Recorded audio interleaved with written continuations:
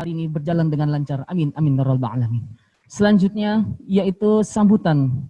Untuk sambutan pertama yaitu sambutan dari Ketua Jam'iyah SMA Islam Al-Azhar 8 yang akan kali ini akan dibawa oleh Ibu Herni Sri Hadianti. Yang terhormat kepada Ibu Herni kami persilakan.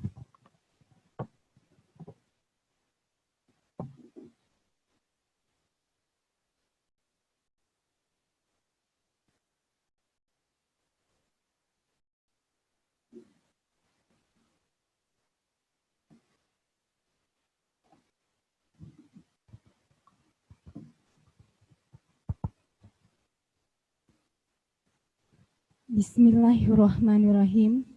Assalamualaikum warahmatullahi wabarakatuh.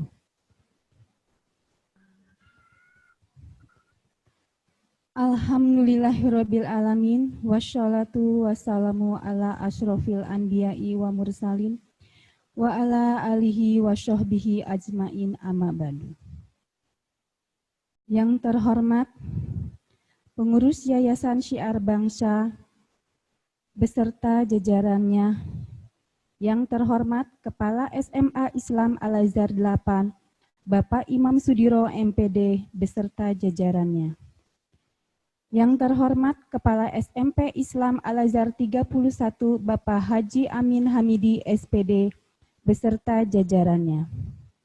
Yang terhormat Kepala SD Islam Al-Azhar 44, Bapak Haji Suwarjo SPD MSI. Yang terhormat Bapak dan Ibu Dewan Guru SD, SMP, SMA Islam Al-Azhar Kampus Sumarekon. Yang terhormat pengurus Jamiatul Walidin SD, SMP, SMA Islam Al-Azhar Kampus Sumarekon. Puji dan syukur kita panjatkan kehadirat Allah Subhanahu wa Ta'ala yang telah memberikan kepada kita begitu banyaknya nikmat sehingga kita dapat berkumpul dalam suasana yang berbahagia ini. Salawat dan salam tidak lupa kita haturkan kepada Nabi Muhammad SAW yang telah membawa umat manusia dari alam jahiliyah ke alam yang Islamnya. Terima kasih saya ucapkan kepada Bapak Kepala Sekolah beserta wakil dan juga Ibu Bapak Dewan Guru karena telah memperkenankan kami yang turut serta dalam acara pengajian bersama guru, jamiah, dan karyawan Kampus Al-Azhar Sumarekon bersama Bapak Ustadz Yahya Jainul Ma'arif dengan tema mencari ridho Allah Subhanahu wa Ta'ala dalam dunia pendidikan. Semoga dengan diadakannya acara pengajian ini menjadi kegiatan yang sangat bermanfaat bagi kita semua dengan menambahnya ilmu keagamaan sebagai siraman rohani untuk meningkatkan keimanan, ketakwaan, dan kesolehan kita sebagai umat. Amin ya rabbal alamin. Pengajian ini merupakan kegiatan rutin yang biasa dilakukan setiap tahunnya di kampus Al-Azhar Sumarekon. Alhamdulillah kami melihat kegiatan ini setiap tahunnya meningkat dan merupakan suatu hal yang patut kita syukuri. Semoga dengan tema pengajian ini mencari ridho Allah Subhanahu wa Ta'ala dalam dunia pendidikan memberikan sejuta manfaat bagi kita semua. Semoga apa yang telah Bapak dan Ibu guru berikan kepada anak-anak kami semua mendapatkan ridho dari Allah Subhanahu wa Ta'ala dan menjadikan ladang pahala.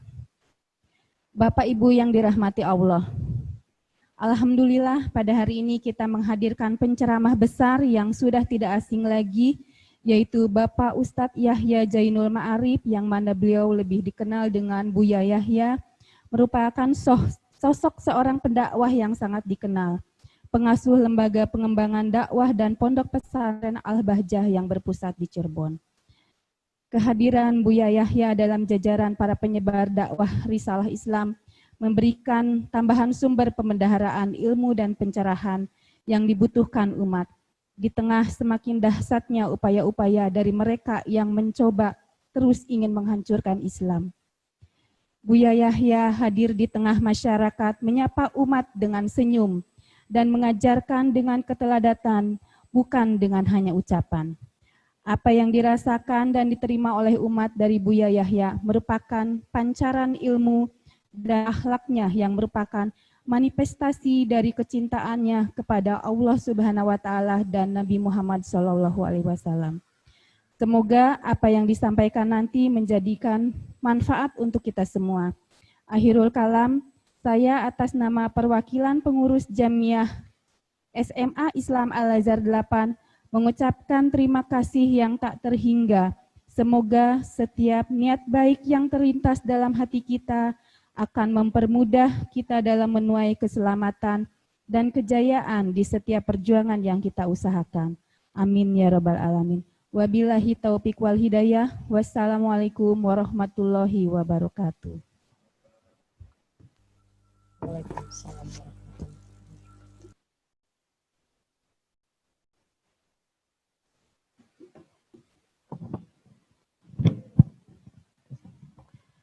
Terima kasih kami ucapkan kepada Ketua Jamiah, Ibu Herni.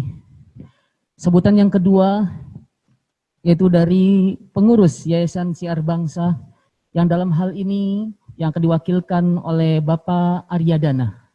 Kepada Bapak Aryadana yang terhormat kami persilakan.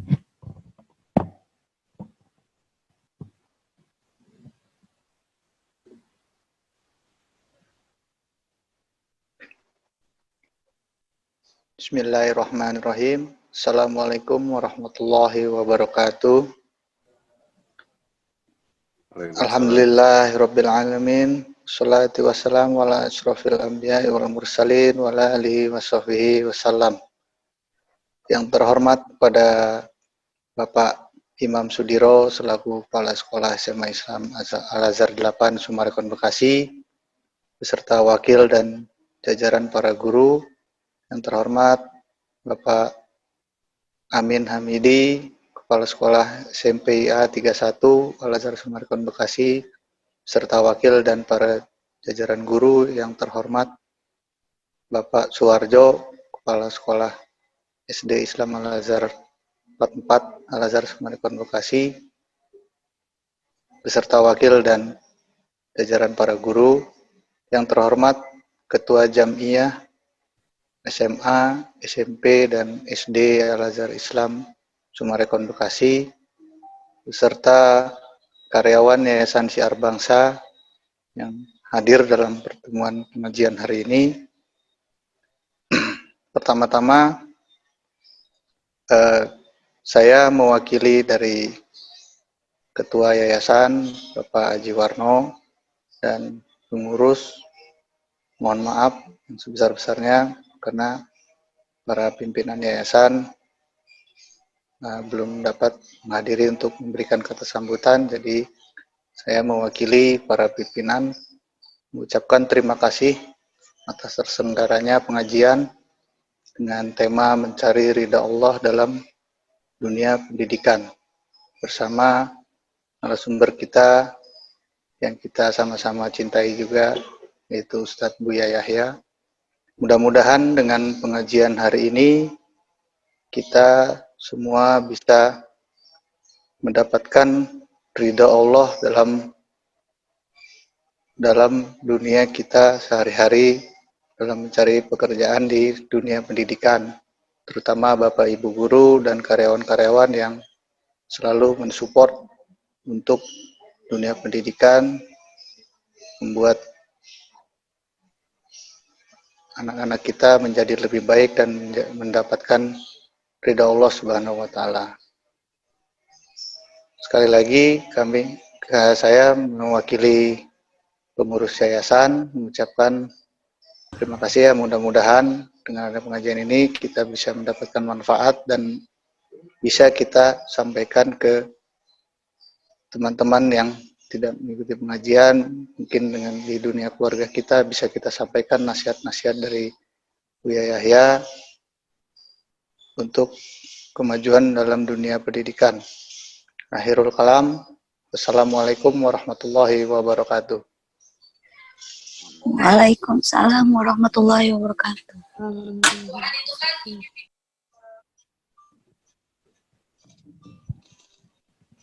Terima kasih kami ucapkan kepada Bapak Arya yang telah mewakili sambutan dari pengurus Yayasan Syiar Bangsa.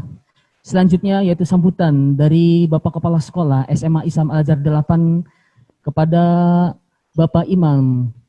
Kepada yang terhormat kami persilakan.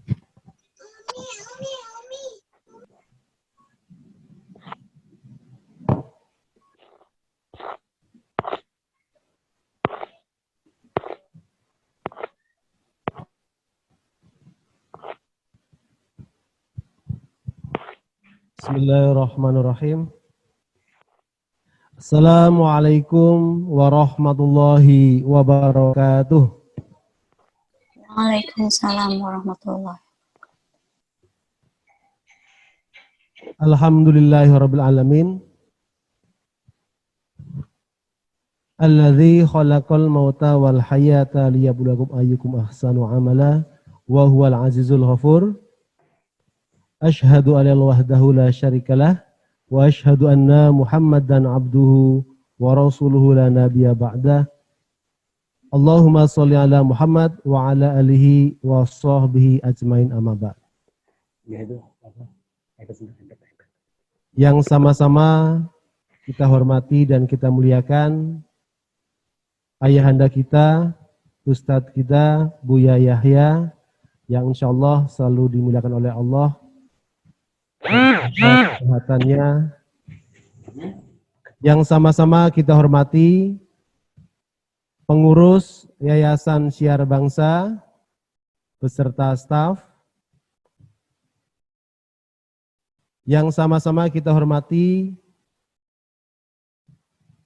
Bapak pengawas yang hadir dari YP Al-Azhar, ada Bapak Haji Effendi, ada Bapak Haji Sri Hartoyo. Yang kami hormati para kepala sekolah, baik unit SD Islam Al-Azhar, Bapak Haji Suwarjo, beserta wakil dan juga Bapak Ibu guru sekalian. Kepala SMP Islam Al-Azhar 31, Bapak Haji Amin Hamidi, beserta wakil dan Dewan Guru. Ibu Herni Sri Hadianti selaku Ketua Jamiatul Walidin SMA Islam Al-Azhar 8 beserta staf. Bapak Ibu Dewan Guru SMA Islam Al-Azhar 8 dan juga Bapak Ibu dari SD dari Kampus Al-Azhar Sumarekon Bekasi dan juga Kampus Al-Azhar Sumarekon Serpong, serta hadirin rahimakumullah, karyawan dan juga tata usaha dari Yayasan Syiar Bangsa yang insya Allah juga dimuliakan Allah. Alhamdulillah, marilah kita senantiasa memanjatkan puji syukur kepada Allah Subhanahu wa Ta'ala atas nikmat yang diberikan kepada kita sekalian, sehingga pada kesempatan kali ini kita bersama-sama bisa bersilaturahim, akan mendapatkan pencerahan, menimba ilmu yang akan disampaikan oleh guru kita, Ya Yahya. Insya Allah tausiah yang akan disampaikan sangat bermanfaat dan bisa kita implementasikan dalam rangka menggapai ridho Allah Subhanahu wa Ta'ala dalam dunia pendidikan. Karena pada dasarnya dimanapun kita berada adalah dunia pendidikan, baik itu di rumah, di sekolah maupun di masyarakat.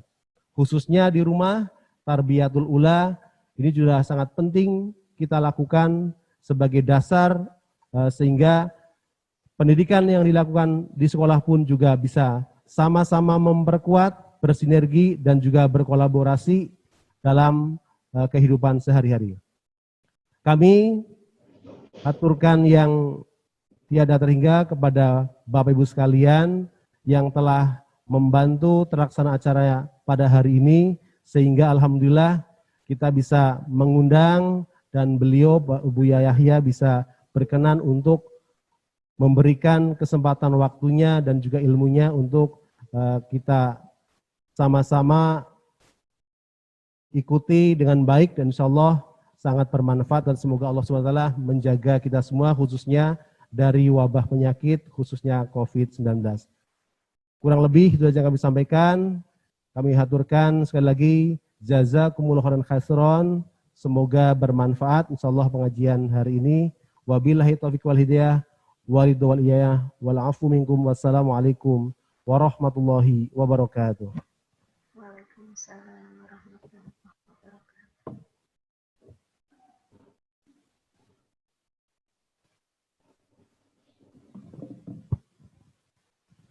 Terima kasih kami ucapkan Bapak Kepala Sekolah SMA Islam Al-Azhar 8, yaitu Bapak Imam Sudiro.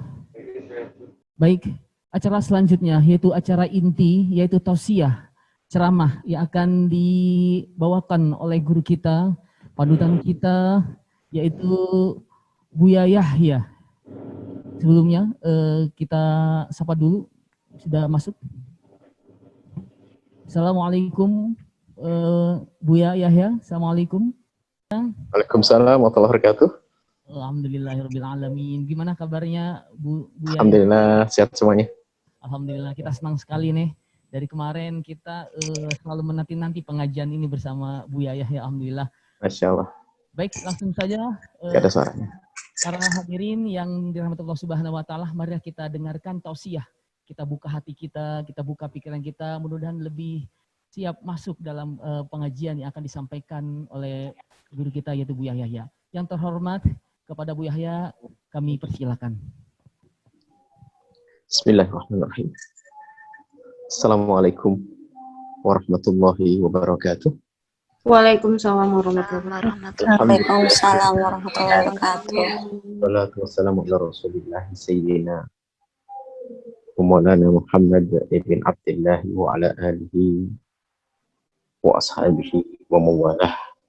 Allahumma ya Rabbana a'inna ala tarbiyati auladina wa talamidatina.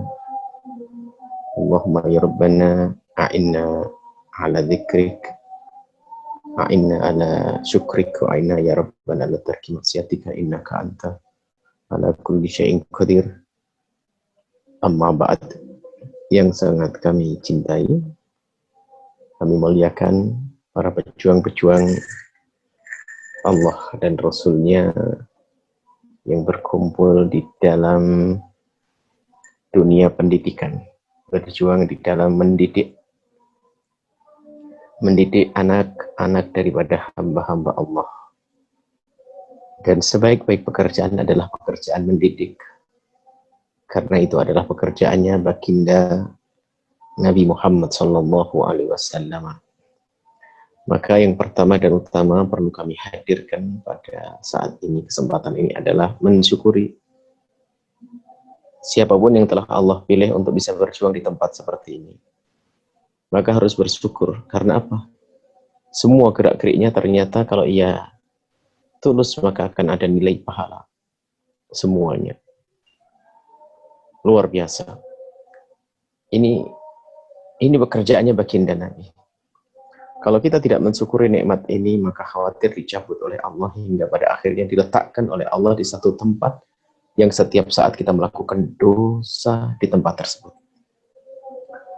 Akan tapi kenyataannya saat ini dipilih untuk ngurusi lembaga pendidikan, untuk mereka sukses di dunia dan sukses di akhirat. Ada orang menolong orang lain agar sukses di dunia, itu pun dianggap sebuah kebaikan kok, memberikan pertolongan materi, ilmu-ilmu dunia dan sebagainya. Akan tapi di lembaga yang saat ini kita berkumpul di dalamnya, ini adalah satu lembaga. Al-Azhar ini adalah lembaga tidak sekedar menghantarkan hamba-hamba Allah agar sukses di dalam urusan dunia, akan tapi pun di dalamnya diisi sesuatu yang sangat mereka butuhkan nanti di akhirat, yaitu kebutuhan mereka di akhirat. Inilah kebutuhan akhirat inilah yang menjadikan semua dari kita yang berjuang ini menjadi orang selamat, biarpun security-nya, tukang masaknya, semuanya ini adalah akan menjadi orang selamat karena sudah masuk ikut dalam satu perkumpulan yang baik, perkumpulan yang mulia, perkumpulan yang diridhoi oleh Allah Subhanahu wa Ta'ala. Jadi ada rohnya, makanya semua kegiatan, jika tidak ada rohnya maka sia-sia. Orang boleh berkiprah dalam urusan dunia, tapi harus ada rohnya, yaitu dunia untuk akhirat. Ilmu matematik, ilmu bahasa Inggris, ada ilmu dunia semuanya. Tidak akan ada artinya jika tidak kita bawa untuk akhirat. Akan tapi ilmu apapun yang mengajar ilmu matematik, apapun ilmu fisika dan yang lainnya, itu seolah-olah ilmu dunia. Cuman karena diajarkan di tempat untuk mengenal Allah seperti ini, maka itu menjadi ilmu akhirat. Maka jangan ragu siapapun Anda yang berjuang di sini dan ngambil bagian apapun. Sebab kita ini adalah satu kesatuan.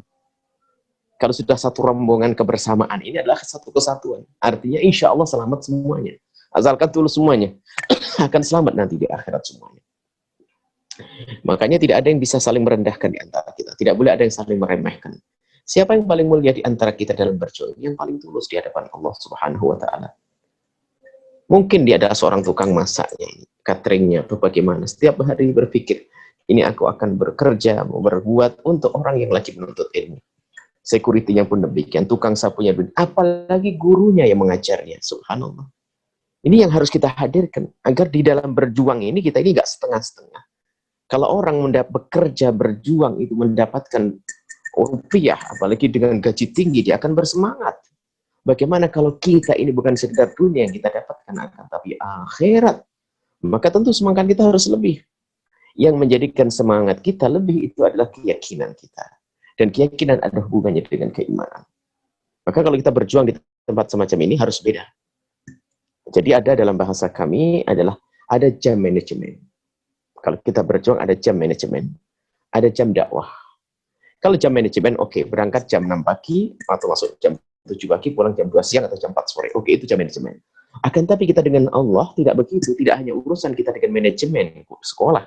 Tapi sampai di luar pun kita harus berpikir bagaimana kita perjuangan kita tetap ada kesinambungan. Sehingga biarpun sampai di rumah, sudah di rumah keluarganya, bertemu dengan anak-anaknya, bertemu dengan suami atau istrinya, dia masih ingat apa yang harus dilakukan nanti di sekolah. Bahkan dihubung-hubungkan. Bahkan bisa jadi, biarpun sudah keluar daripada kantor, di saat bekerja berjuang tadi, dia masih mengerjakan ada hubungannya dengan sekolah tersebut. Nah, ini adalah orang yang mengerti jam dakwah dengan Allah Subhanahu wa Ta'ala. Maka jangan sampai kita ini kalau sudah urusan pendidikan semacam ini jangan pelit-pelit waktu deh. Memang manajemen ya harus kita harus patuh dengan jam manajemen. Jangan sampai datang terlambat atau pulang sebelum waktunya, itu adalah khianat. Akan tapi kita dengan Allah, kalau kita ingin mendapatkan kucuran rahmat lebih besar lagi dari Allah, maka tidak cukup kita hanya dengan jam manajemen, harus ada tambahannya. Dan itu yang menjadikan kerja kita semakin halal. Kalau kita mendapatkan bisyarah, jadi istilah dari baginda Nabi, apa yang diberikan oleh Allah di dunia sebelum di akhirat namanya bisyarah. Kalau kita mendapatkan bisyarah dari sekolah tersebut, maka itu adalah bersih, halal. Tapi na'udzubillah ada sebagian hamba yang memang dia adalah tidak baik nasibnya berjuang di tempat semacam ini, akan tapi ogah-ogahan, tidak semangat, bahkan mungkin sering bolos dan seterusnya. Na'udzubillah, dia sangat rugi. Dialah ibaratnya kalau pepatah mengatakan seperti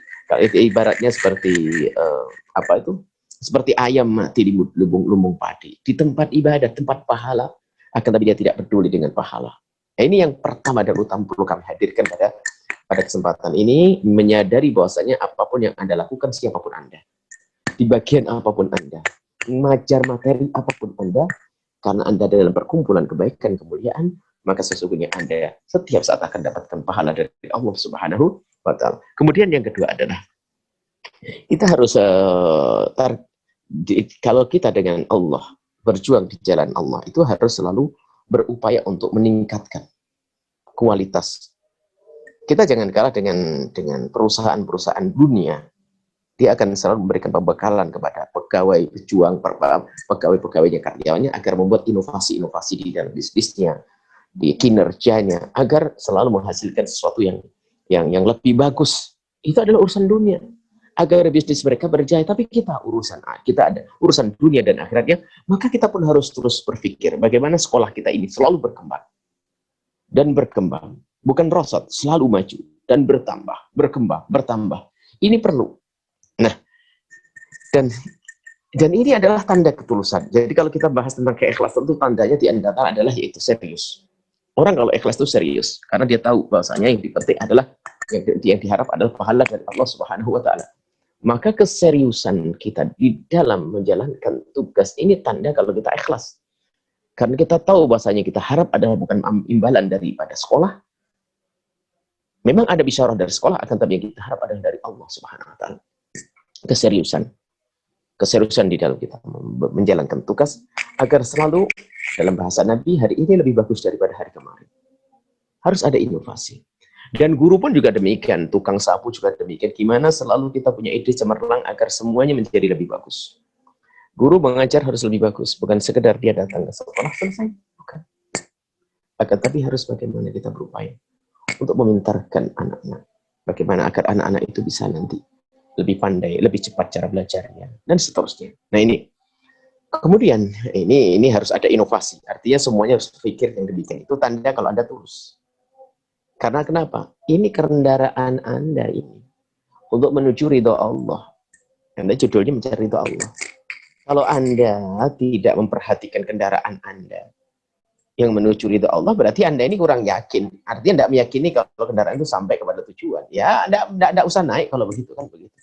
Kita harus yakin betul. Aslinya ini kebahagiaan kita yang ada di sini. Maka harus serius. Makanya harus ada inovasi terus dalam segala. Di dalam segala harus ada inovasi. Kemudian yang ketiga ya, mungkin sekaligus kita. Yang terakhir kita lebih senang untuk diskusilah nanti. Kita ingin ngobrol kepada para pejuang-pejuang. Yang ketiga adalah perlu kita bangun yang namanya ukhuwah di antara kita ini. Bagaimana di antara para pejuang ini betul-betul adalah terbangun cinta. Karena membangun cinta di antara kita ini yang akan menjaga lestarinya sebuah perjuangan. Kemudian di balik itu semuanya, kita akan nyaman di dalam berjuang ini. Ada orang ya, berjuang itu menjadi gelisah karena ada dia. Na'udzubillah. Sebetulnya bukan karena dianya, karena hati kita yang kotor, memandang dia negatif. Tapi kalau kita sudah membangun, di dalam perkumpulan ini bangun dengan cinta, saling mencintai karena Allah Subhanahu wa taala, sehingga diskusi, obrolan, perkumpulan itu semuanya dirindu. Kita merindukan itu semuanya. Nah, tanda bagaimana agar kita bisa tumbuh saling cinta di antara kita. Yang pertama adalah biasakan kita saling mendoakan di antara kita ini. Dan ketahuilah di balik doa yang kita panjatkan itu kebersihan hati dalam diri kita. Kebersihan hati kita. Kemudian di balik doa yang kita panjatkan pengkabulan doa dari Allah Subhanahu wa taala. Jadi hati kita bersih dan akan dikabul untuk kita. Jujur, kita ini ada mungkin kita merasa kita mungkin menjadi ustadz paling besar di tempat tersebut, mungkin. Sehingga seolah-olah kita sudah punya tiket surga. Sehingga di saat melihat security kita tidak pernah memandang dengan kasih dan cinta. Atau melihat tukang sapu, tukang bikin tehnya kurang memandang dengan kasih dan cinta. Sehingga pun kita tidak pernah mendoakan mereka. Ini adalah problem dalam diri kita. Artinya cobalah, doakan mereka. Mereka adalah pejuang kita juga. Sehingga kita dengan demikian akan memandang mereka dengan pandangan kasih, dengan cinta, mendoakan. Ya Allah, semoga dia dimudahkan segala urusannya, rezekinya. Sehingga kita pun tidak pernah takut kalau security itu hanya setahun saja bekerja di tempat kita, besok menjadi orang kaya, jadi donatur kita. Besok ganti security yang lainnya. Kadang kita tuh jiwa perbudak orang juga ada kadang-kadang. Biar dia saja, nyungsep saja, itu ada. Kita tidak pernah, kita kadang takut kalau ada orang mau maju. Nah, tukang masaknya, kalau bisa tahun ini jadi tukang masak, besok jadi bos, jadi donatur kita. Seperti itu. Dan semua kita kalau punya sifat semacam itu, artinya kita tuh tidak pernah takut kalau ada teman kita maju, sesama yang maju, karena nanti akan kembali manfaatnya kepada kita. Tapi di balik, ada kesombongan di hati kita kadang-kadang. Hanya program kita pengen berjalan, bukan karena Allah. Sehingga apa? Tidak pernah kita punya kasih sayang pada orang ada di kiri kanan kita, ya, yang tetap merendahkan, meremehkan siapapun. Maka itu bukan suatu hati, bukan hati yang baik. Ini harus kita hindari. Maka doakan siapapun. Jujur, pernahkah Anda mendoakan security itu? Di tengah malam, tiba-tiba bayang-bayangnya masuk di dalam benak Anda. Lalu Anda memanjatkan doa, ya Allah, security berikan kemudahan. Tukang masak itu pernahkah Anda? Kalau tidak, koreksi diri hati Anda sendiri. Jangan-jangan kita bukan berjuang karena Allah Subhanahu wa taala. Nabi tidak pernah merendahkan siapapun yang berjuang di jalannya. Suatu ketika ada seorang perempuan tua kulit hitam yang biasa mengut sampah di masjidnya Rasulullah. Dan Nabi melihat. Karena di saat Nabi mengajar sahabat-sahabat, kelihatan para wanita tersebut. Hingga suatu ketika wanita itu tidak terlihat lagi. Kemudian baginda Nabi bertanya setelah beberapa hari, aku biasanya melihat wanita tua yang biasa mengut sampah di depan ini, masjid ini. Kok sekarang tidak ada pada dia? Mana dia? Rupanya sahabat Nabi menjawab, ya Rasulullah, wanita itu sudah wafat. Nabi kaget, terlihat marah. Wafat? Dia meninggal dunia dan tidak kau beritahu aku hanya karena dia seorang nenek-nenek tua kulit hitam? Nabi marah. Antarkan aku ke kuburnya. Nabi datang ke kuburnya wanita tersebut. Inilah kisah sholat jenazah di atas kubur bagi orang yang ketinggalan. Nabi sholat jenazah di atas kubur. Menghargai dia kulit hitam. Karena dia berjuang biarpun mengut sampah. Tidak pernah direndahkan. Lah ini kalau kita berjuang di tempat ini sudah punya sifat kayak begitu, berarti kita tulus karena Allah. Benar kita. Jadi tidak bisa kita merendahkan siapapun yang antara berjuang. Ini kita tidak cukup sukses, anak kita sudah kesana kemari, anak kita jadi ini itu santri apa siswa kita jadi. Tapi hati kita rusak untuk apa? Ini yang perlu kita tata. Jadi mendoakan, yang mendoakan itu tidak lain adalah karena tumbuh makna kasih sayang di dalam hati kita. Baik. Kemudian setelah itu, tolong yang kedua adalah jangan biasakan di perkumpulan kita ini untuk membincangkan apapun, siapapun, membicarakan kejelekan orang lain. Kita di Cirebon dengan teman-teman paling marah kalau sudah ada membincangkan. Karena itu akan merusak, menghilangkan rahmat dan menjadi cabutnya berkah perkumpulan. Kadang biasa menggunjing, ngomongin, na'udzubillah. Apapun sudah jangan dibicarakan. Jangan bicarakan kejelekan orang lain.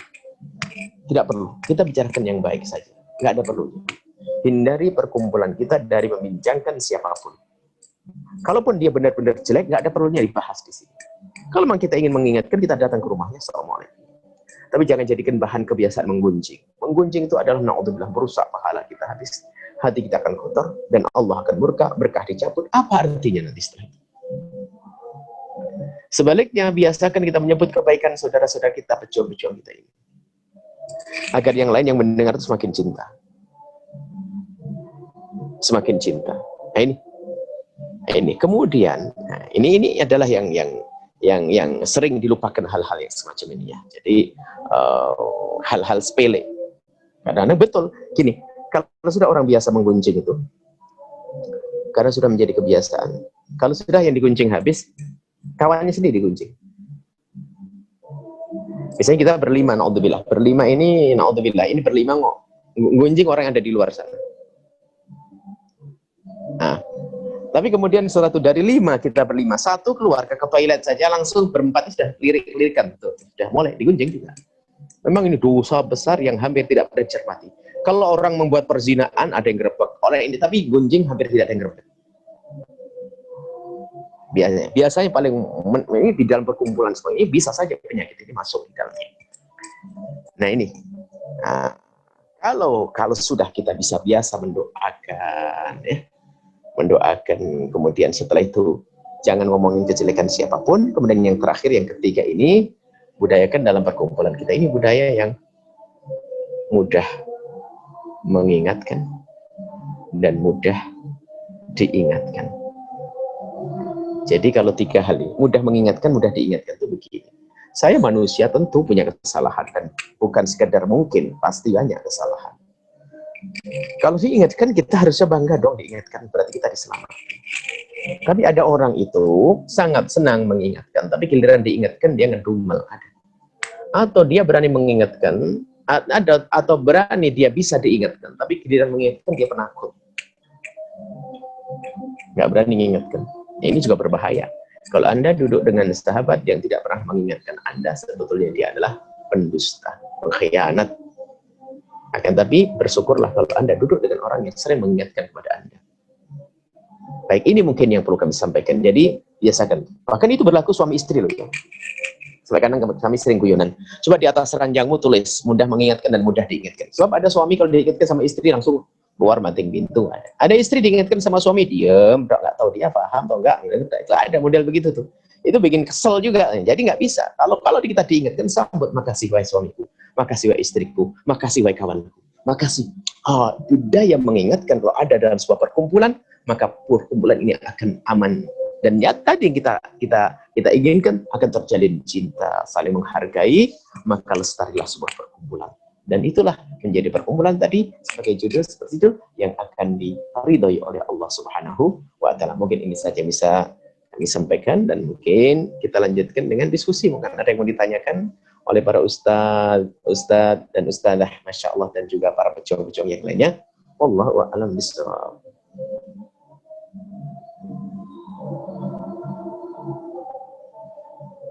Suaranya keras banget. Suaranya.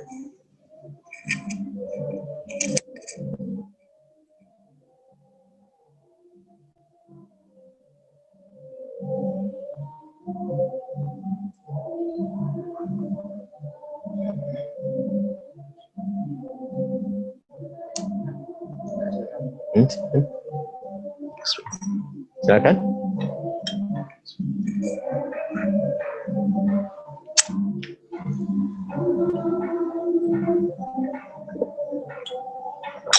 Para hadirin yang ingin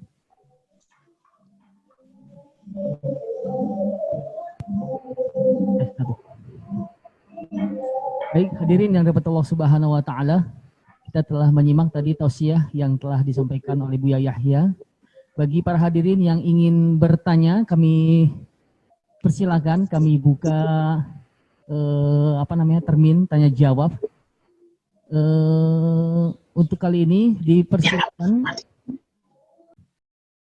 untuk bertanya, silakan para hadirin.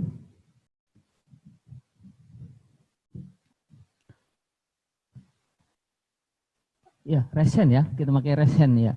Di sini yang angkat raise hand siapa? Ada? Siapa? Ada?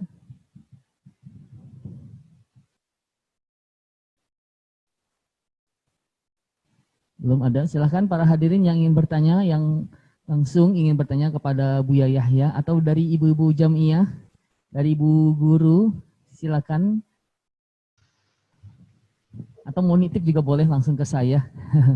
Assalamualaikum Pak Ustadz. Ya, waalaikumsalam warahmatullahi wabarakatuh. Silakan. Ya, silakan nyebut namanya siapa? Assalamualaikum. Waalaikumsalam warahmatullahi wabarakatuh. Silakan Ibu. Ya, perkenalkan nama saya Rinda dari SD 44 Somarekon Bekasi, guru SD Pak. Ya, silakan. Iya, saya ingin bertanya kepada Buya Yahya. Assalamualaikum Buya. Waalaikumsalam warahmatullahi wabarakatuh. Ya Buya, saya ingin bertanya bagaimana kalau kita sebagai guru gitu sudah terlanjur kita tadi yang seperti Buya sudah bahas menggunjingkan orang gitu ya Buya ya, misalnya sesama teman, sejawat atau siapa saja gitu. Kira-kira amalan apa saja yang harus kita lakukan atau agar kita segera bertaubat gitu, yang lebih baik kita harus seperti apa? Itu pertanyaan pertama. Kalau boleh 2 apa 1 saja Pak Ustadz? Moderatornya itu. Ya, boleh. Gak apa, sambil kita menunggu pertanyaan lain. Boleh Bu, silakan yang kedua. Boleh ya? Ya. Yang kedua yaitu bagaimana caranya agar hati kita itu ikhlas menerima gitu jika ada orang lain yang mengkritik kita atau mungkin untuk pekerjaan kita agak lebih baik gitu Bu ya. Baik, insyaallah. Hati kita agak lebih ikhlas menerima masukan. Ya. Insyaallah. Terima kasih Bu ya. Sama-sama, Terima kasih juga untuk Bapak Moderator. Wassalamualaikum warahmatullahi wabarakatuh. Waalaikumsalam warahmatullahi wabarakatuh. Salam, masya Allah. Terima kasih. Kami langsung menjawab bahasanya. Sebaik-baik respon adalah respon kesadaran. Jadi dari yang bertanya ini menjawab dengan kesadaran. Insyaf itu paling utamanya modal kita kalau ingin menjadi orang istimewa adalah langsung koreksi dalam diri kita. Sebab kadang begini, ada orang mendengar petuah dari seseorang itu adalah bukan kepada dirinya. Digunakan untuk nilai orang lain. Oh itulah penggunjing itu. Enggak. Ini istimewa yang bertanya merasakan dirinya menggunjing sekecil apapun. Merasakan, menyadari. Ini istimewa. Ada orang mendengar petuah adalah selalu petuah dari Allah, firman Allah, hadis Nabi, petuah ulama hanya untuk orang lain. Seolah dirinya nggak boleh mendengar. Ini musibah. Makanya kami sangat senang dengan cara semacam ini. Langsung saya, kalau seandainya saya, bagaimana saya ingin bertobat? Harus begitu dong. Baik, sederhana. Kalau kita pernah menggunjing seseorang, cara bertobatnya adalah berhenti, itu yang pertama. Jangan Anda ulang lagi. Dan yakin itu dosa besar yang menghabiskan pahala. Menggunjing adalah dosa besar, menghabiskan pahala, na'udzubillah. Kemudian yang kedua, kalau Anda ingin menyesali, maka semestinya harus Anda minta ridho kepada orang tersebut. Cuman meminta ridho nggak gampang, kadang malah tambah emosi. Maka Nabi mengajarkan, kalau ingin meminta maaf kepada orang tersebut, tanpa harus kita minta ridho, karena kalau kita bahas, mungkin dia malah marah. Kamu ngomong apa lagi selain itu? Bisa begitu malah. Nah, dia akan tambah marah. Maka Nabi mengatakan, istighfarlah engkau untuk dirimu dan untuknya. Allahumma firli walah, ya Allah ampuni dia. Terus perbanyak. Setiap ingat kita ingat dia, ya Allah ampuni dia, maka Allah akan mengampuni kita. Yang ketiga adalah, selanjutnya adalah balik. Bicarakan kebaikan dia di tempat kita membicarakan kejelekannya. Sudah. Dibalik. Jadi kalau selama ini kita nyebut kejelekannya, kita rubah menjadi sebut kebaikannya. Selesai setelah itu. Ya, jelas. Pertama bertobat, menyesali. Yang kedua adalah doakan dia, istighfarlah. Kita untuknya dan untuk kita. Allahumma firli walah, ya Allah ampuni aku dan ampuni dia. Yang ketiga adalah sebutlah kebaikan. Kebaikannya masih banyak. Anggap saja dia punya 10 poin, 9 jelek semuanya. Masih ada satu aja kita sebut berkali-kali. Bukan 9-nya, karena kita orang tahu bahasanya pahala kita jangan sampai hilang. Maka kita sebut satu saja tadi. Satu kebaikannya, nah terus diulang-ulang. Tanpa menyebut kejelekannya. Di tempat kita menyebut kejelekannya. Seperti itu. Pertanyaan kedua tadi apa? Masyaallah subhanahu ikhlas. Kita semuanya perlu belajar. Anda, semua saya juga perlu belajar. Namanya manusia ada kesombongan. Ada namanya ego. Jadi ego itu adalah sebenarnya bahasa lain daripada kesombongan. Orang yang menjadikan susah menerima kebenaran itu karena sombong. Ego itu yang menutup kejelekan. Kalau sudah dinisbatkan kepada, kalau ada ketutupan sama ego itu kadang nggak kelihatan. Sebuah contoh ini, kejelekan kalau sudah ketutupan sama ego itu jarang kelihatan. Contoh saja begini, mohon maaf. Baik kejelekan yang sifatnya lahir atau batin. Contoh suatu ketika kita lagi di meja ruang tamu atau mana, kita lagi duduk begini, tak taunya tangan kita kena ingus. Ingus, astagfirullah. Kita ada ingus. Kita marah. Siapa ini buang ingus di sini, kurang ajar gini. Dan jijik, langsung kita cuci tangan kita. Ada ingus, ya Allah, menjijikkan. Baik, oke.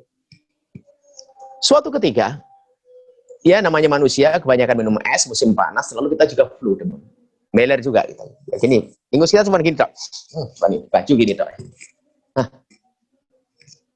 Kok nyantai ini dengan ingus ini? Dengan yang pertama, bahannya sama. Bahannya kalau dimasuk ke laboratorium itu ingus yang di meja dengan ingus yang di tangan kita saat ini adalah sama. Kenapa? Yang dulu itu bukan milik kita, yang sekarang milikku. Ada akunya, ada egonya. Makanya karena ada akunya, ada ego itu kadang kesalahan itu susah terlihat. Begitu juga kesalahan-kesalahan yang sifatnya maknawi, begitu. Kadang kalau kita itu melakukan kesalahan, ditegur orang marah, padahal kita salah. Ini makanya perlu Imam Ghazali kata Ghazali, perlu banyak renungan. Renunglah beginilah, kalau ada orang mencaci kita dan mengolok kita, kemudian sesuatu itu tidak ada pada kita, maka tinggal berkata, itu nggak ada pada saya, kenapa saya marah? Oke, kalau sesuatu ada pada kita, alhamdulillah, memang saya begitu, kenapa saya marah? Ini. Kemudian dia, di dalam kesalahan, ini Imam Ghazali menyontohkan begini loh, kita harus sadar tujuannya itu baik kok kalau orang mengingatkan kita. Kenapa kita harus marah? Sampai Imam Ghazali menggambarkan seperti orang kalajengking. Jadi ada suatu ketika ada orang kalajengking merambat di lehernya. Kemudian setelah itu ada kawannya itu mengusir kalajengking itu dengan teriak dan sambil mukul keras-keras, wah, sampai kaget orang itu. Tapi setelah melihat kalajengking terkapar, dia melihat yang memukul dan berteriak tadi nggak marah-marah. Dia hanya bahkan ucapkan terima kasih, padahal dipukul itu. Kemudian teriak lagi. Kenapa? Dia tahu buahnya daripada peringatan tersebut adalah manfaat. Mestinya kita pun juga demikian di saat diingatkan oleh seseorang itu menyadari bahwasanya di balik ini semua ada namanya manfaat. Kalau ada orang mengingatkan kita, biarpun caranya kayak mukul kalajengking tadi, kita lihat bahwasanya maksudnya baik. Dan harus kita tahan hawa nafsu kita untuk melawan dia. Jangan sampai kita masuk, ini ancaman Nabi. Jangan sampai kita masuk ancaman Nabi, al-kibru batarul haq. kita akan menolak kebenaran, itu adalah hakikat kesombongan. Jadi seperti itu. Jadi kita tahan. Nah, caranya sederhana. Di antaranya adalah Imam Ghazali isyaratkan, kalau ada orang mengingatkan Anda, lalu Anda marah, Anda tahan, Anda kasih hadiah. Terima kasih saudaraku, kau telah mengingatkan saya. Biarpun kita langsung ngedung, saya traktir, paksa itu begitu, maka nanti Allah akan titipkan di hati Anda kerelaan di saat diingatkan, karena yang menata hati kita hanya Allah. Wallahu a'lam bishawab. Terima kasih.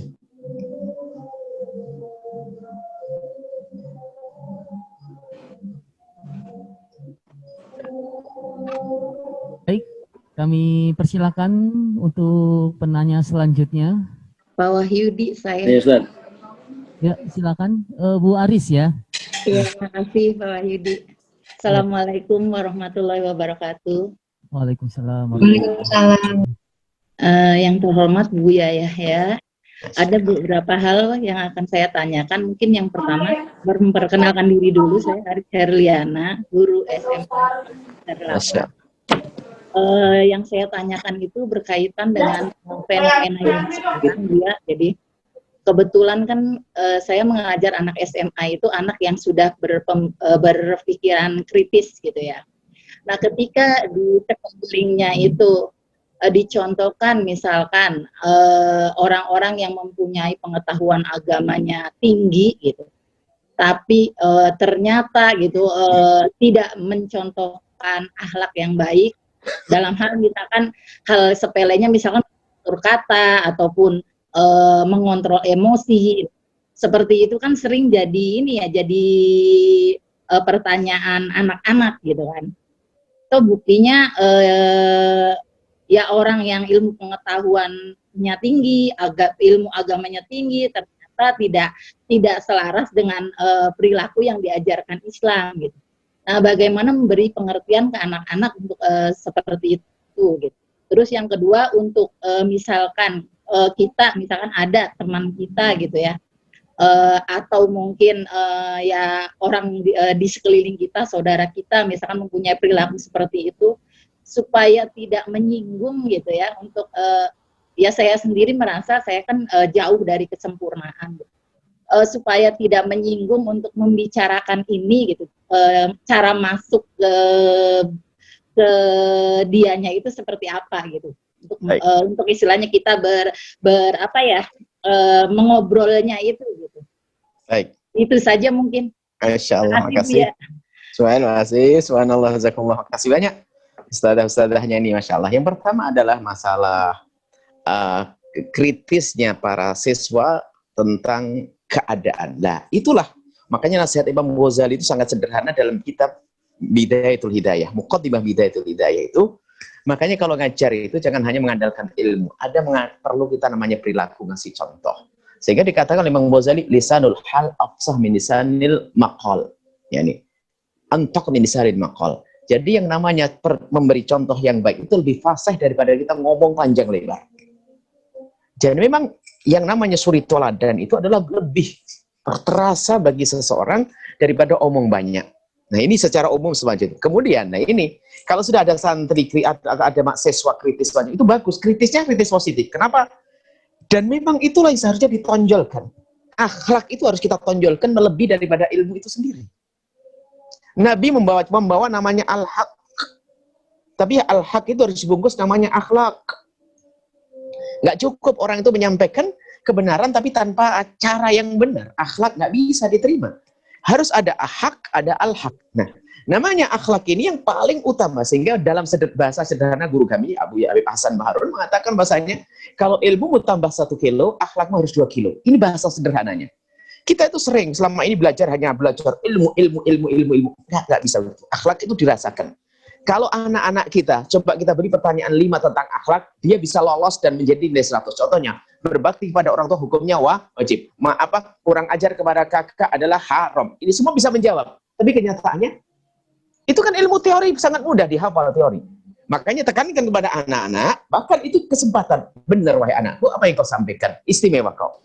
Berarti yang bicara saat ini adalah nuranimu, yang bicara adalah batinmu, yang bicara adalah perasaanmu. Bahwa nggak cukup orang dengan akal, dengan ilmu saja, tapi harus nurani batin. Harus kita tidak menyakiti orang lain, kita tidak menyinggung perasaan orang. Ini namanya akhlak. Ini poin, artinya anak kita sudah punya itu. Tinggal kita asah. Kemudian setelah itu, termasuk di antara yang berakhlak itu adalah apa? Sayangku anak soleh, kita tidak perlu menilai orang lain. Kita menilai diri kita sendiri. Kita tutup agar tidak menilai siapapun. Nah, akhlak ini penting sekali. Makanya kami menghimbau kepada setiap sekolah-sekolah, pendidikan akhlak itu luar biasa. Nomor satukan. Itulah yang menjadikan dia pulang ke rumahnya menjadi sejuk dengan bapak ibunya. Bagaimana tiba-tiba seorang anak bisa menangis dan mengucapkan terima kasih pada ibunya yang capek bekerja, mencarikan nafkah. Tiba-tiba, Masya Allah, mau minta tas saja begitu beratnya. Kenapa? Ibu, tasnya baru beli, kenapa kok sudah beli lagi? Mohon maaf, Masya Allah, ini akhlak. Nah ini perlu, kalau Anda mengajarkan akhlak kepada anak-anak didik Anda dengan benar, maka buahnya di rumah akan dirasakan baik. Dan kita memberikan ilmu yang lainnya pun juga mudah. Ada sebagian sekolah yang mengandalkan ilmu enggak. Orang mengerti kebenaran belum tentu dia menginsafi. Kita pun juga pernah kan? Itu haram, kenapa kita masih melanggarnya? Karena belum masuk ke hati kita. Hanya di akal kita, kata Imam Ali, la yatajawazu an hanajiri. Ada ilmu di otak saja, belum sampai ke melewati tenggorokan, sampai turun di hati. Maka betul. Jadi itu adalah kesempatan bagi Anda untuk masuk kepada anak-anak. Betul, nak yang kau sampaikan. Memang ilmu tidak cukup. Di samping ada ilmu, harus ada namanya akhlak. Akhlak itu bagaimana sayang anak soleh? Bagaimana hatimu hidup di saat dengan ayahandamu, hatimu hidup dengan saudaramu, hatimu hidup dengan kawanmu. Kita ada, coba di saat kau berjalan di tengah jalan, ada seorang tua yang ingin menyeberang jalan, dan dia maju mundur karena diketakutan. Apakah engkau yang naik motor rela untuk berhenti, kemudian menyandar ke menginggirkan sepeda motormu, lalu kau seberangkan nenek-nenek itu atau kakek-kakek? Ini adalah akhlak. Kita beri contoh. Karena akhlak itu indah. Kalau diperdengarkan dengan benar kepada anak-anak, semuanya akan mendengar dengan khusyuk. Kenapa? Dia merasakan lezatnya akhlak itu. Jadi betul, jadi akhlak. Benar, jadi ya, jawab seperti itu. Bahkan tonjolkan kritiknya dia tadi, karena kritiknya memang harus ada. Dan memang itu yang kita butuhkan. Adapun nanti setelah itu kita batasi agar jangan membicarakan orang lain. Tidak ada yang sempurna dalam hidup ini. Semua orang punya kesalahan. Akan tapi orang cerdas hanya melihat sisi negatifnya. Kalau ada kejelekan, yuk kita doakan semoga Allah mengampuni. Selesai. Apalagi dia seorang ustaz. Baik. Kemudian yang kedua adalah pertanyaannya. Oh baik. Kalau kita ingin mengingatkan seseorang, sifatnya umum nih, mengingatkan kesalahan seseorang agar tidak tersinggung, itu lakukan dua hal sederhana. Yang pertama adalah kebenaran tidak harus Anda ucapkan saat itu. Yang kedua, kebenaran tidak harus diucapkan oleh lisan Anda. Ini kunci. Yang pertama adalah kebenaran tidak harus diucapkan saat itu. Artinya apa? Anda perlu memilih waktu yang tepat. Kira-kira kapan aku ngomong dengan dia? Seorang suami pun kalau mengingetin istrinya tidak tepat waktunya, bisa saja itu centong sayur naik ke kepalanya. Karena istri lagi masak, panas, keringetan, tiba-tiba suami pulang dari kantor marah-marah, ya bisa marah. Salah waktu. Jadi kalau pengen mengingatkan istri atau istri mengingatkan suami, jangan suami pulang kerja langsung dilabrak begitu, enggak. Diajak duduk manis, mungkin dipijit ini, bro minta izin abang, saya mau bicara sesuatu, boleh kan? Gitu. Seorang suami yang bijak kan bicara, sayangku, boleh setelah minum seger, suasana enak, kelihatan dari wajahnya ceria, senyum, baru kita akan masuk. Sama dengan sahabat pun demikian, jangan, kita itu memang acara itu penting sekali. Kalau buru-buru nggak akan sampai kepada tujuan. Jadi kita cari waktu yang tepat. Mungkin target kita adalah bulan depan saya akan ngomong ke dia. Tapi hari ini saya sering ngobrol dengan dia, sering makan bareng, sering diskusi, ngobrol, minta pendapat dari dia. Bahkan mungkin kita memberikan muqaddimah misalnya, tolong ya akhi, ya ukhti, kalau saya salah ingatkan saya. Kan saya pengen benar. Ya kalau ini sering kita perdengarkan di dia, maka dia pun juga perlu untuk mengucapkan kalimat yang sama. Pas bulan depan sudah waktunya, sudah kita rencanakan, kita tinggal ngomong. Satu. Yang kedua, kebenaran tidak harus diucapkan oleh Anda. Jangan menantang itu adalah junior kita, langsung kita harus mengingatkan dia. Tidak harus, belum tentu. Belum tentu kita harus kita harus cari kira-kira siapa yang paling tepat untuk membicarakan hal tersebut. Apalagi ke ayah kita, apakah saya atau kakak saya atau siapa? Atau mungkin kita menyampaikan pada orang yang paling didengar oleh dia. Mungkin. Jadi kebenaran, jadi jangan sok kita harus mengucapkan kebenaran tersebut. Kebenaran tidak harus diucapkan oleh lidah kita. Atau mungkin, ini termasuk yang sering kami nasihatkan kepada siapapun, buat surat cinta yang indah. Ini berlaku untuk suami istri. Suami kalau diingatkan istri biasanya kan marah-marah. Cuman karena istrinya mengirim surat yang panjang lebar, cintaku, suamiku, imamku, terus panjang lebar, rindu gua, panjang lebar, ujung-ujung ingetin. Tapi waktu suami yang baca surat jangan deket-deket, jauh-jauh nanti kelihatan mukanya marah lagi nanti ya. Jadi kirim surat yang indah, yang bagus, terus ya mohon maaf abang, mohon maaf. Atau sahabat, mohon maaf ya saudariku, ini adalah semata-mata surat cinta yang aku sampaikan kepadamu. Tidak, aku tidak ingin merendahkanmu, tapi aku ingin kamu baik-baik saja. Akhirnya diingatkan, masalah kamu kalau mengucapkan suatu tolonglah gini-gini nih. Mohon maaf, jika ini saya salah, tolong dimaafkan dan dihapus. Anggap saja surat ini tidak pernah ada. Terima kasih. Anuhibbukum fillah. Itu jadi jangan tang-tang langsung assalamualaikum duduk sini. Wah, kayak dia hakimi. Kamu dengar enggak? Ya, enggak bisa seperti itu. Ada cara namanya adab tata krama. Seperti itu insyaallah. Wallahu a'lam bissawab. Pak Wahyudi. Silakan. Pak Wahyudi, boleh saya, Pak? Iya. Silakan Bu Irma, silakan. Iya. Bismillahirrahmanirrahim. Assalamualaikum warahmatullahi wabarakatuh. Waalaikumsalam. Buya, semoga dalam keadaan sehat selalu. Amin. Amin. Saya tadi agak tersentuh dengan kata-kata Buya di awal, bekerjalah karena fokus pada ridho Allah. Kami semua insya Allah inginnya seperti itu. Tapi pada satu kondisi misalnya, kita dihadapkan pada sebuah target untuk punya nilai, untuk punya penghargaan, untuk punya reward, punya prestasi. Akhirnya mungkin di antara kami ada hatinya yang tergelincir. Hingga makin menjauh dan sudah tidak bisa lagi disebut lillah. Hanya karena ingin diberikan penghargaan atau prestasi itu. Ingin sekali meminta nasihat pada Buya, bagaimana caranya untuk kami tetap bisa merawat hati, merawat niat, agar selalu berimbang. Bekerja berkualitas untuk lembaga, untuk diri kita juga, dan tetap fokus pada menggapai ridho Allah. Itu pertanyaan saya Buya, terima kasih. Assalamualaikum warahmatullahi wabarakatuh. Waalaikumsalam warahmatullahi wabarakatuh. Subhanallah. Yang harus kita pahami dan sadari juga bahwa setan itu tidak akan pernah berhenti mengganggu kita. Mula kita masuk lembaga ini bisa saja niatnya sudah benar. 1 tahun, 10 tahun masih ikhlas, tulus. Akan tapi namanya setan, dia tidak senang kalau kita masuk surga. Maka bisa saja di tahun ke-10 dia bisa menghadang kita. Karena mungkin kita sudah merasa dituakan senior tempat, sehingga kita akhirnya emosi kita juga sih, akhirnya menjadi berubah niat kita. Bisa jadi semacam itu. Artinya yang harus kita waspadai bahwa saja setan selalu ingin membelokkan niat kita. Nah kalau kita sadar mana ini sampai kapan pun nggak bisa kita diganggu oleh setan. Ini sadari dulu bahwasanya terus namanya Imam Haddad mengatakan hendaknya kita selalu memperbaharui niatnya. Setiap kali kita duduk di kursi kita atau mau berangkat kita ingatkan, ya Allah, aku niat karenamu ya Allah. Terus sambil merenung, kalau ada mulai melenceng-melenceng segera dibenahi. Karena apa? Itu setan yang menarik. Kalau kita biarkan kita akan terbawa keseret oleh setan tersebut. Baik, kemudian masalah yang disebutkan tadi itu sebetulnya bisa saja dijadikan pemicu yang di dalam agama kita juga disyariatkan, namanya fastabiqul khairat.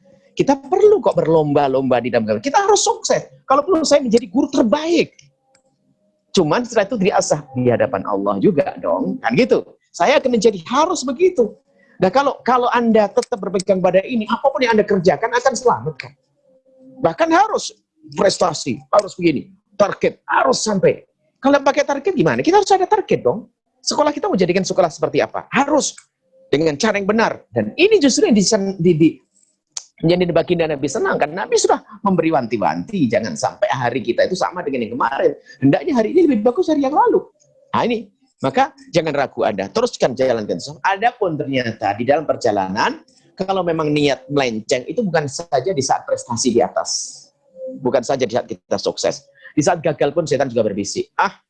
Mendidik juga nggak benar-benar, santri juga nggak baik-baik, sudah berhenti aja, bisa saja.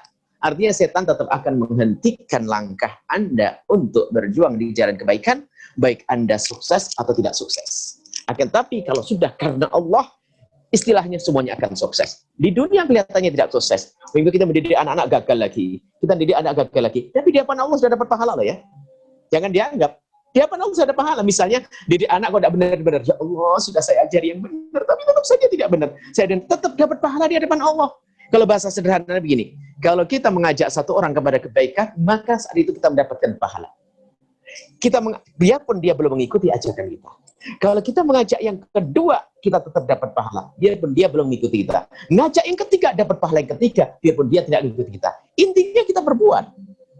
Adapun nanti kesuksesannya, bisa saja tidak sukses di dunia, tapi di akhirat sukses. Apalagi sukses di dunia tadi. Tapi betul, ada satu penyakit yang itu juga termasuk hembusan-hembusan setan, namanya ujub. Ada orang dengan keberhasilannya menjadi, wah, sok mentang-mentang. Itu adalah termasuk. Setan kan punya pintu. Kalau masuk kita ada kurang lebih ada 7 pintu loh ya. Ada madakhil setan 7 pintu. Pertama, jangan berbuat baik. Ngapain? Akhirnya kita lawan, kita berbuat baik. Setelah berbuat baik, setan nangis dia. Ini orang saya larang berbuat baik, kok masih berbuat baik.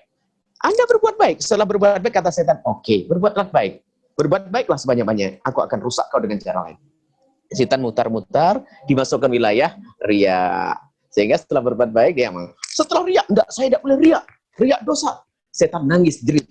Tapi setan masih berputar-putar. Dimasukkan wilayah apa? Wilayah ujub, berbangga. Siapa dulu? Ini kan paling prestasi. Lihat, dalam 1 tahun saja, saya sudah ngerjain banyak hal. Sebelumnya lihat, kepemimpinan sebelum saya 5 tahun nggak ada perubahan. Giliran saya, ini ada setan. Terus masuk setan tuh, ada pintu-pintunya. Nah, tapi kalau kita selalu setan yang aduun mubin, sederhana, itu setan. Aku harus berjuang karena Allah. Nah, termasuk ini semua akan terselesaikan dengan rambu-rambu yang kami sampaikan tadi. Di saat Anda sukses pun Anda tidak pernah merendahkan yang di bawah Anda. Anda tetap memandang kasih dan sayang dan cinta. Itu insya Allah rambu yang kami sampaikan tadi akan menjadikan perjalanan Anda adalah tetap indah dalam berjuang hingga sukses sampai nanti di surga bersama baginda Nabi Muhammad sallallahu alaihi wasallam. Wallahu a'lam bishawab. Baik, masih ada waktu. Boleh Ustaz, boleh. Dengan siapa? Amin, amin. Oh, Pak Amin, Bapak Kepala Sekolah SMP ya. Silakan Pak Amin. Khair, jazakallah Ustaz ya, yang barakallah, menarik apa yang disampaikan Ustaz kepada kita dengan judul mencari ridha Allah Subhanahu wa taala dalam dunia kita.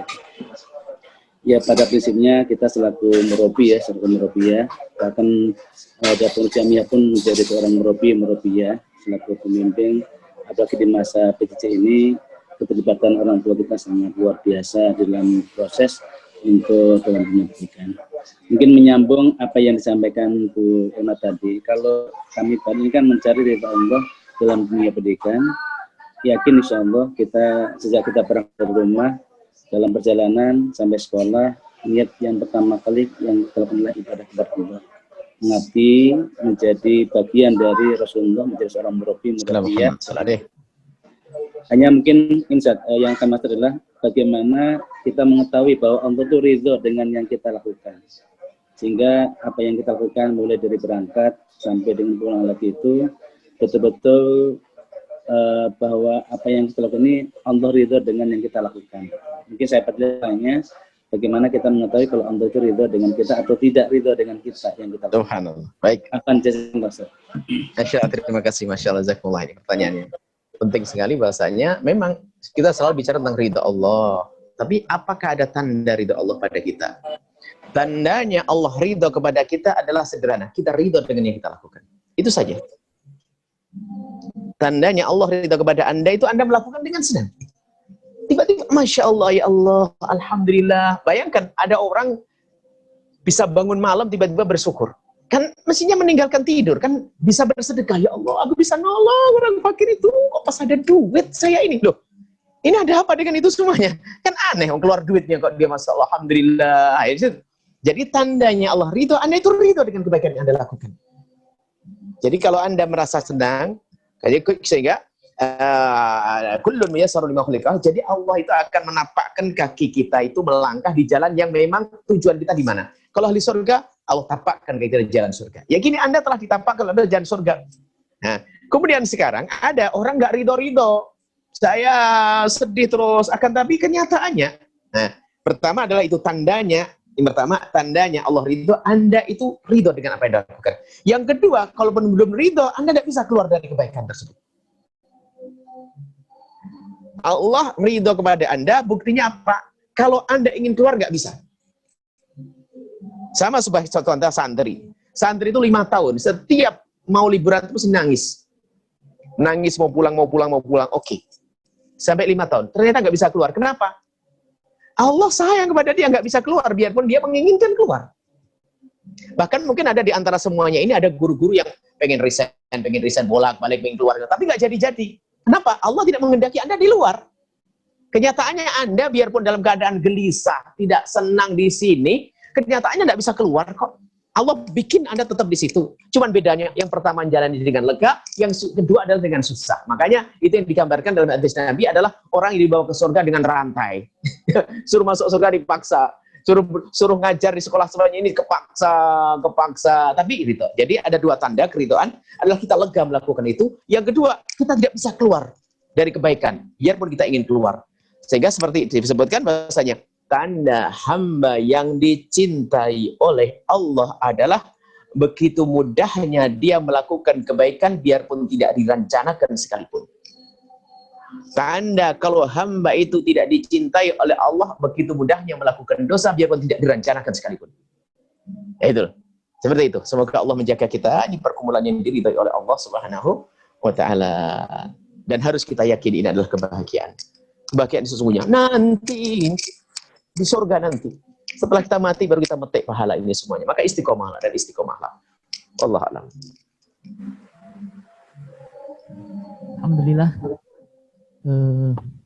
Alhamdulillah kita setelah banyak pencerahan sekali ya atas tausiah dari guru kita, Guru Buya Yahya.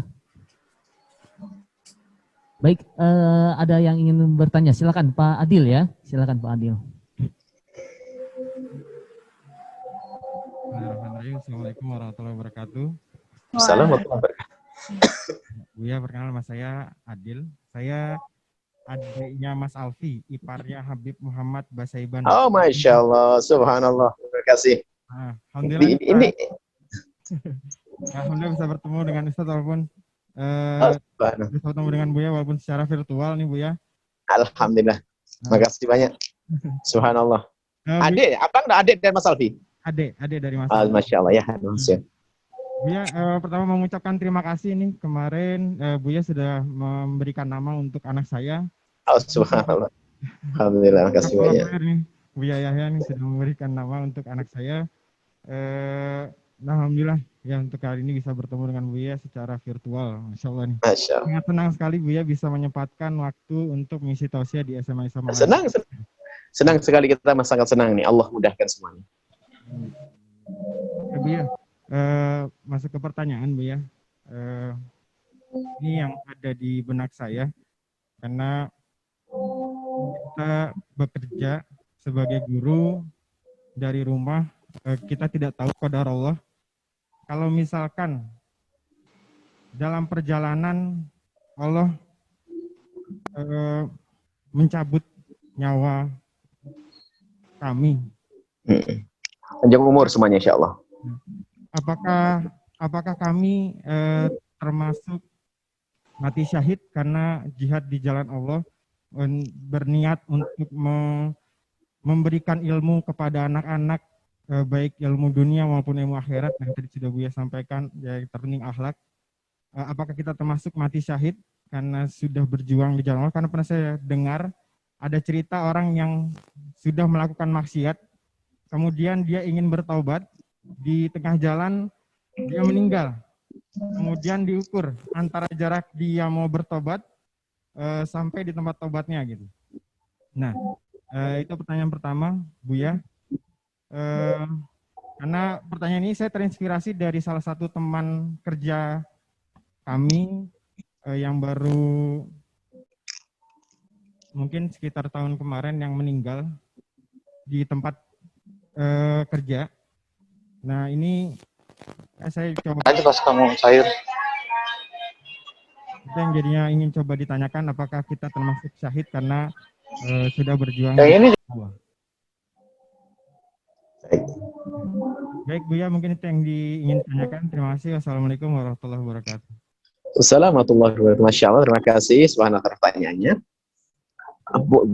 Unik. Jadi indahnya kita di jalan Allah itu Kalau seandainya, semoga Allah mencabut nyawa kita setelah panjang umur, banyak amal, banyak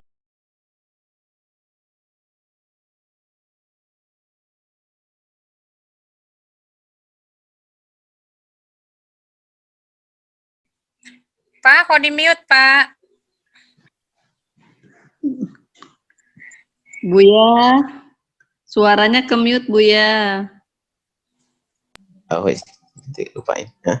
Baik, Masya Allah. Terima kasih pertanyaannya, subhanallah. Jadi, yang harus kita sadari bahwa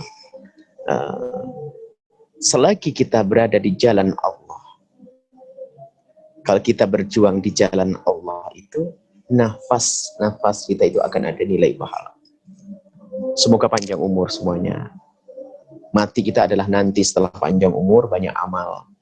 Kalau kami bercita-cita, saya pengen mati di atas mimbar, atau saat kami sujud dalam sholat kami setelah panjang umur, alangkah indahnya. Di saat kami mengajar, subhanallah, indah semuanya. Dan semoga nanti semuanya husnul khotimah. Nanti keadaan punya iman, sehingga apa yang kita lakukan saat di dunia ini, pahala-pahalanya bisa kita petik nanti di alam barzah, kemudian juga kita petik di akhirat. Nah, betul apa yang disampaikan. Selagi tujuan kita baik, maka sepanjang kita di dalam menuju tujuan tersebut sudah dinilai sebagai pahala. Sebagai pahala. Kemudian jika seandainya meninggal saat itu, maka kita meninggal dalam keadaan husnul khotimah. Dan betul di saat ditatakan bahasanya matinya adalah syahid akhir karena berjuang dia. Bahkan bukan sekedar yang bekerja semacam ini, bukan sekedar dia berjuang untuk mendidik santri. Bahkan mungkin di antara kita ini ada yang memang berharap bahwasanya di balik itu ada bisyarah yang diberikan untuk dimakan anak-anaknya yang juga ahli iman. Jadi numpuk pahala semuanya ini. Nah, menumpuk pahala, betul. Jadi kalau tujuannya benar, maka dari itu jangan sampai kita punya niat jelek, tujuan jelek, kemudian naudzubillah mati di saat menuju tempat tersebut, naudzubillah. Rugi kita. Maka istiqomahlah terus dalam perjuangan ini, insya Allah Anda diridhai oleh Allah Subhanahu wa Ta'ala. Panjang umur, sehat walafiat, amalnya banyak, dan kelak husnul khotimah. Matinya dalam keadaan mati yang syahid, mati mulia. Syahidnya syahid akhirat. Karena di jalan Allah Subhanahu wa Ta'ala, syahid akhirat itu banyak sekali. Di dunia kelihatan seperti manusia biasa, tapi sesungguhnya telah diampuni oleh Allah Subhanahu wa Ta'ala. Termasuk tadi yang disampaikan, betul? Semacam itu. Semoga tadi kisah kawan tadi diampuni oleh Allah dan diangkat derajatnya jadi mati syahid. Adapun kita semuanya semoga selamat sampai panjang umur, nanti wafat dalam keadaan husnul khotimah mulia dan mati syahid insyaallah. Wallahu a'lam.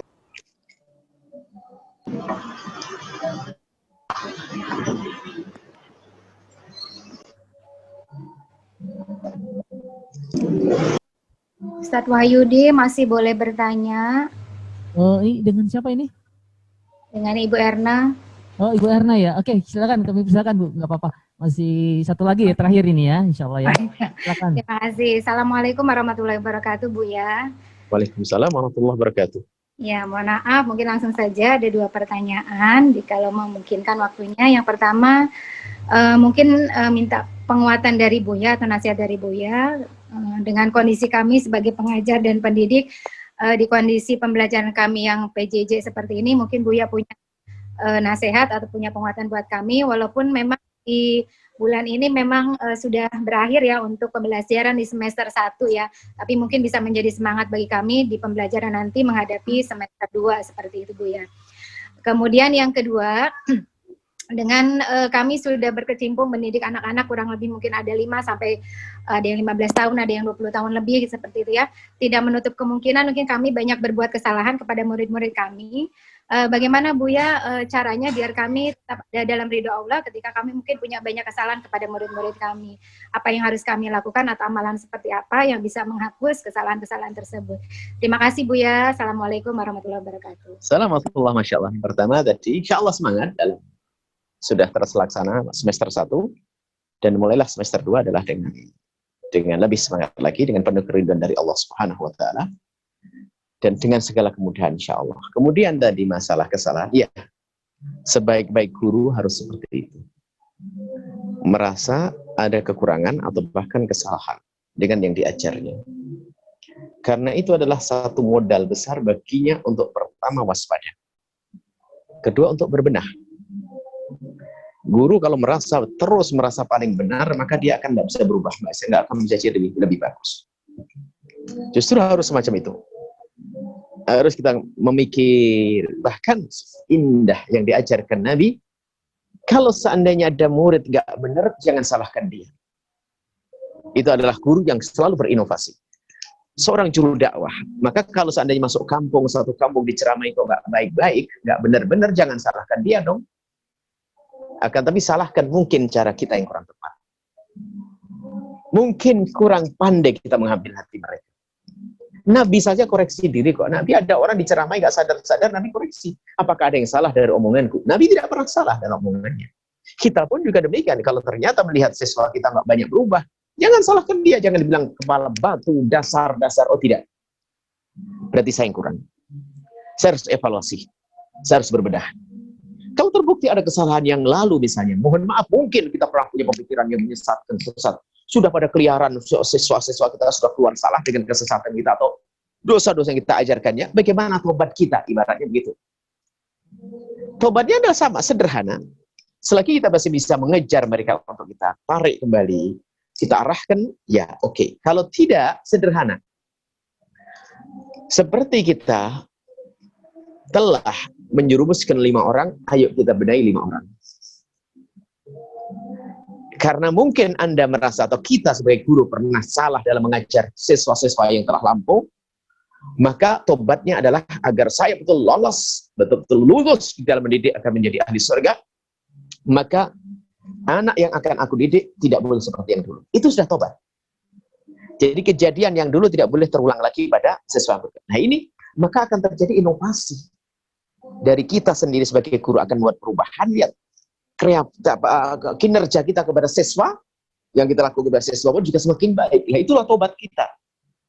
Ada satu ketika seorang biasa membuat film, dia sedih, saya itu telah membuat film kacau, gimana tobat saya dihapus? Nggak bisa.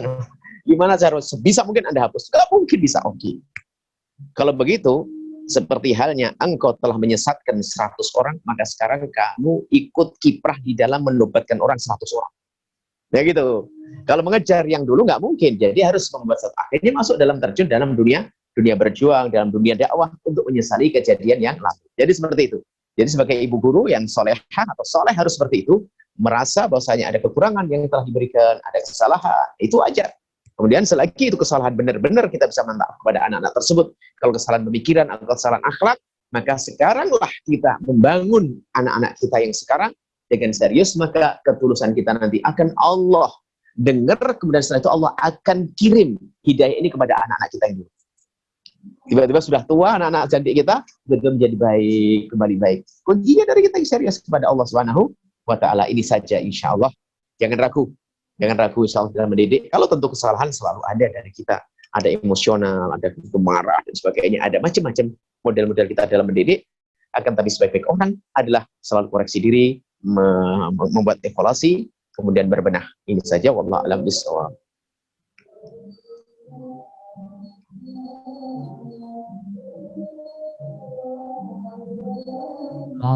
Banyak sekali ya pencerahan atau ilmu yang diberikan yang kita dapatkan dari Buya Yahya. Alhamdulillah sekali yang menjadikan kita semangat lagi ya, khususnya para dewan guru menjadi untuk lebih ikhlas dan lebih semangat karena termasuk jihad ya dalam mencerdaskan anak-anak bangsa. Amin amin ya rabbal alamin. Kita doakan ya Bu Yahya mudah mudahan selalu sehat walafiat ya. Supaya bisa, alhamdulillah bisa ketemu lagi ya insya Allah ya. Terakhir Buya tolong doakan ya terakhir acara ini, penutup, doakan untuk kita semuanya. Silakan. Bismillahirrahmanirrahim. Allahumma sholli ala sayyidina Muhammad wa ala sayyidina Muhammad. Allahumma ya Allah, pandang kami dengan kasih sayang dan cinta dari-Mu ya Allah. Jadikan kami pejuang-pejuang yang saling mencintai karena-Mu ya Allah. Jauhkan kami dari kebencian di antara kami, dari dengki di antara kami ya Allah. Jauhkan kami dari dendam di antara kami, dan kami mohon jika ada orang berbuat salah kepada kami, menyakiti kami, zalim, ada aniaya kepada kami, wabil khusus kalau mereka adalah pejuang-pejuangmu ini, ya Allah, ampuni mereka. Jangan sampai ada dendam di hati kami. Yang berbuat salah kepada kami, ampuni mereka. Berikan kesadaran, hentikan dari kezaliman tersebut, dan kami mohon, ya Allah, jauhkan kami dari berbuat zalim kepada siapapun. Dan siapapun yang pernah kami zalimi dengan lesan kami, dengan perilaku kami mohon ganti, ya Allah, dengan segala kebaikan, ya Allah. Ya Allah, dan ampuni kami, ya Allah. Dan kami mohon jadikan kami hamba yang saling mencintai karena saling menghargai, saling menghormati, saling mendukung dalam kebaikan. Dan kami mohon, ya Allah, berikan kepada kami ketulusan dalam berjuang. Kami tidak ingin, ya Allah, di saat kami berjuang ini, lalu tidak kau lihat, ya Allah, kami tidak ingin, ya Allah, kami ingin ikhlas, dan Engkau yang menguasai hati kami, Engkau yang memiliki hati kami, ya Allah. Siapapun yang berjuang di sini, baik yang menjadi guru, atau yang bekerja sebagai tukang, atau tukang masak, atau apa saja, ya Allah. Engkau Maha Tahu, jadikan kami semua adalah ahli surga-Mu, dan jauhkan kami dari merendahkan siapapun, jauhkan kami dari meremehkan siapapun. Dan kami mohon, ya Allah, jika ada hamba-Mu yang tersakiti hatinya oleh lisan kami, ganti dengan segala kebaikan. Dan kami mohon, ya Allah, seperti Engkau mudahkan kami bergabung di acara semacam ini, mudahkan kami, ya Allah, untuk bisa bergabung kelak di surga bersama kekasih-Mu Nabi Muhammad. Dan kami mohon, ya Allah, wujudkan mereka, ya Allah, ini hamba-hamba yang berjuang untuk mendidik anak-anak hamba-hamba-Mu, ya Allah. Maka seperti Kau janjikan, jaga anak-anak mereka, ya Allah. Seperti Kau janjikan, ya Allah, mereka telah menjaga anak-anak hamba-hamba-Mu, ya Allah. Seperti Kau janjikan, Kau akan menjaga anak siapapun yang menjaga anak hamba-Mu, maka jaga anak-anak mereka, ya Allah. Jaga anak-anak mereka, ya Allah. Jadikan anak-anak mereka anak-anak ahli surga, ya Allah. Dan berikan segala kemudahan dalam urusan dunia dan akhirat mereka. Dan kami mohon, ya Allah, ya Allah, ya Allah, berikan kepada kami keistiqomahan dalam berjuang, ya Allah. Keistiqomahan dalam berjuang, ya Allah. Keistiqomahan dalam berjuang, ya Allah. Jangan sampai ada di antara kami, ya Allah, patah semangat kami dalam berjuang. Kami ingin selamat, ya Allah. Kami ingin mati kelak, ya Allah, dalam keadaan kami berjuang di jalan-Mu seperti ini, ya Allah. Di jalan keridhaan-Mu. Dan kami mohon yang sempit rezeki lapangkan dengan rezeki yang halal penuh berkah. Agar semakin semangat, semakin mudah dalam berjuang, ya Allah. Wujudkan keindahan dalam rumah tangga mereka. Suami istri yang saling mencintai karena-Mu, ya Allah. Dengan anak yang soleh yang dibanggakan oleh kekasih-Mu Nabi Muhammad. Ya Allah, yang sakit sembuhkan, dan angkat wabah dari kami semua, ya Allah. Dan kami mohon, ya Allah, panjangkan umur kami dalam ketaatan serta sehat walafiat. Berikan kepada kami semua husnul khotimah. Yang belum nikah, jaga kehormatan kemuliaan mereka. Mudahkan mereka untuk mendapatkan pasangan orang-orang mulia yang Kau muliakan ini, menjadi sebab mereka mulia di dunia dan di akhirat, ya Allah. Dan berikan kepada kami semua husnul khotimah, mati dalam keadaan iman. Dan kami mohon, ya Allah, jadikanlah ucapan kami di akhir hayat kami kelak, saat Engkau hendak mencabut nyawa kami. Kami ingin saat itu, Allah, hati dan lidah kami mampu mengucapkan kalimat agung dan mulia, la ilaha illallah Muhammadur Rasulullah, la ilaha illallah Muhammadur Rasulullah, la ilaha Muhammadur Rasulullah sallallahu alaihi wasallam. Rabbana atina fid dunya hasanah wa fil akhirati hasanah wa qina adzabannar. Wa sallallahu ala sayyidina Muhammadin wa ala alihi washabihi wasallam. Alhamdulillahirabbil alamin. Al-Fatihah.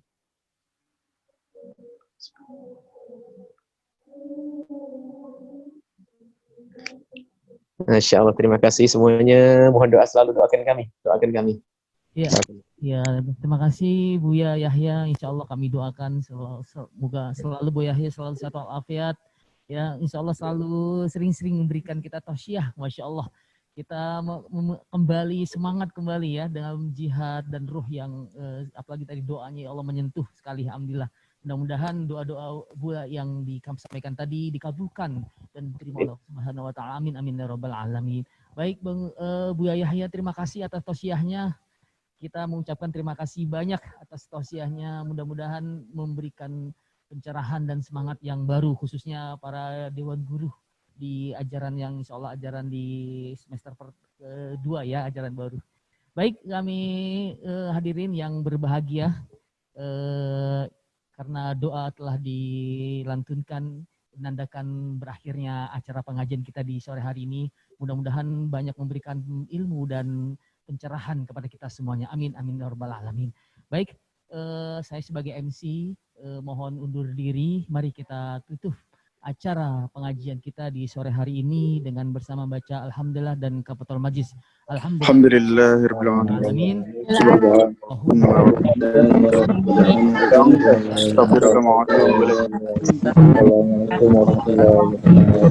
Jazakillah Buya. Terima kasih banyak.